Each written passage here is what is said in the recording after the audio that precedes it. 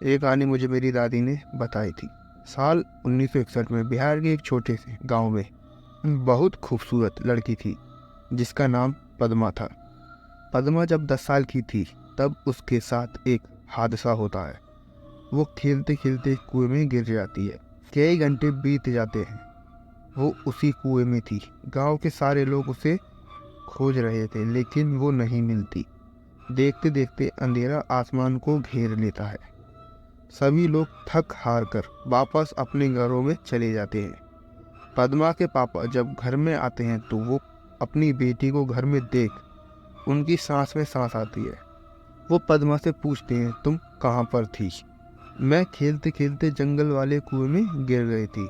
ये सुन उसके पापा उसे ध्यान से देखते हैं कि कहीं उसके कोई चोट तो नहीं लगी।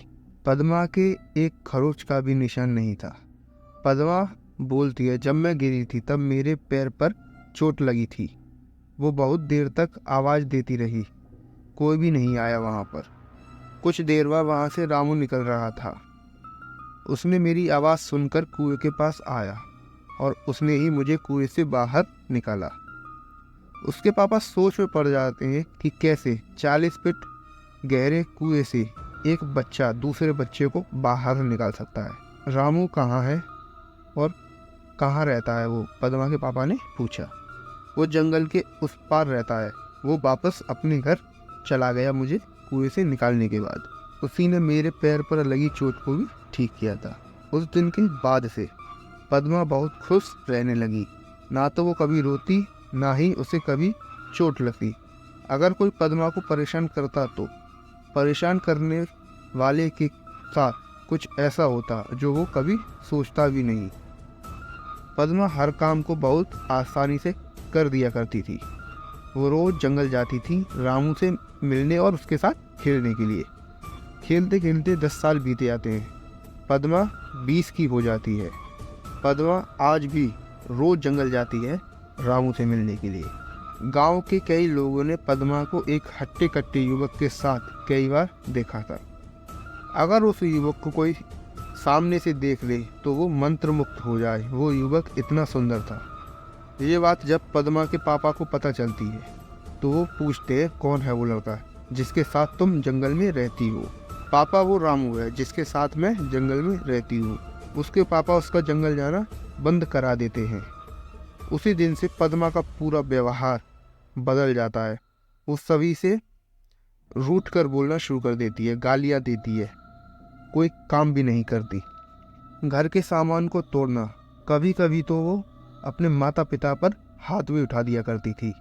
जब भी वो ऐसा करती थी तब उसकी आवाज़ बदल जाया करती थी।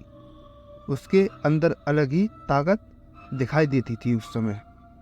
ये देख पद्मा के पापा पास ही के एक अघोरी बाबा के पास जाते हैं और उन्हें सारी बात बताते हैं। अघोरी बाबा बताते हैं, जिसको तुम इंसान समझ रहे हो वो एक जिन्न है। ये सुन पद्मा के पापा अघोरी बाबा के पैरों में गिर जाते हैं। बाबा, मेरी इकलौती बेटी है, बचा लो उसको। अघोरी बाबा बोलते हैं, वो खतरा नहीं, वो एक अच्छा जिन्न है। तू जो आज इतना अमीर हुआ है वो उसी जिन्न की वजह से है। वो जिन्न तेरी बेटी से प्रेम करता है, वो उसे कभी नहीं छोड़ेगा। आप उस जिन्न को मेरी बेटी की ज़िंदगी से दूर कर दो, बस। मैं और कुछ भी नहीं चाहता। मैं उसे दूर तो कर दूंगा लेकिन तेरी ये सारी दौलत भी चली जाएगी। मुझे मेरी बेटी चाहिए। ये दौलत मेरे किसी काम की नहीं अगर मेरी बेटी मेरे पास नहीं रही तो। अघोरी बाबा बोलते हैं, जा अपनी बेटी के लिए एक अच्छा सा लड़का देख और उसकी शादी की तैयारी कर। मैं शादी वाले दिन आऊँगा। पद्मा के पापा पद्मा के लिए लड़का देखते हैं। शादी तय हो जाती है। शादी का दिन आता है। अघोरी बाबा वहाँ पहुँचते हैं। बाबा अपने साथ एक बोतल लेकर आते हैं। वो सीधे मंडप के पास जाकर बैठ जाते हैं। उन्हें देख पद्मा हंसने लगती है और एक भारी आवाज़ में बोलती है, तू मुझे भगाएगा, आज तू भी मरेगा, ये सहरे वाला दूल्हा भी और इसका बाप भी। ये सुन बाबा मंत्र पढ़ना शुरू कर देते हैं। पद्मा दूल्हे की गर्दन को पकड़ लेती है। दूल्हा 2 सेकंड में नीला पड़ जाता है। पद्मा अपनी पकड़ को टाइट करती जाती है। दूल्हा मरने ही वाला था तभी पद्मा के पापा पद्मा का हाथ पकड़ लेते हैं। पद्मा उनकी तरफ देख एक खौफनाक मुस्कान देती है। पद्मा दूल्हे की गर्दन छोड़ देती है, अपने पापा की गर्दन पकड़ लेती है और खड़ी हो जाती है और अपने पापा की गर्दन पकड़ उनको हवा में उठा लेती है। ये देख सभी वहाँ से भाग जाते हैं। तभी अघोरी बाबा हाथ में पानी लेकर पद्मा के ऊपर फेंकते हैं। पानी जैसे ही पद्मा के शरीर पर लगता है वो बेहोश हो जाती है।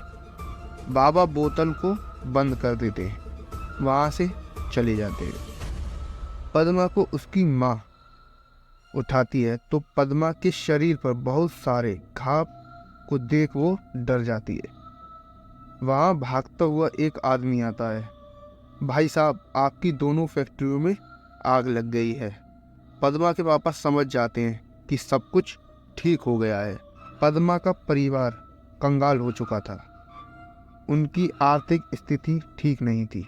6 महीने बाद पद्मा की शादी हो जाती है। जिस युवक से पद्मा की शादी होती है वो हूबहू रामू जैसा ही था, सिर्फ चेहरा अलग था। शादी के 3 महीने बाद पद्मा का परिवार दोबारा संभल जाता है। धीरे धीरे वो सब कुछ जो उन्होंने खोया था वो सब उन्हें वापस मिल जाता है। बस इतनी थी ये कहानी। आपको भी इस कहानी में वही लगा जो मुझे? क्या पद्मा की जिससे शादी हुई थी वो रामू ही था? ये आप कमेंट्स में बताइए। तो कैसी लगी आपको इनकी ये कहानी कमेंट सेक्शन में ज़रूर बताना। तो मिलते हैं आपको एक और नई कहानी के साथ। तब तक के लिए अपना और अपने परिवार के लोगों का ध्यान रखें। धन्यवाद। और चैनल को सब्सक्राइब करें, वीडियो को शेयर करें और एक कमेंट करें।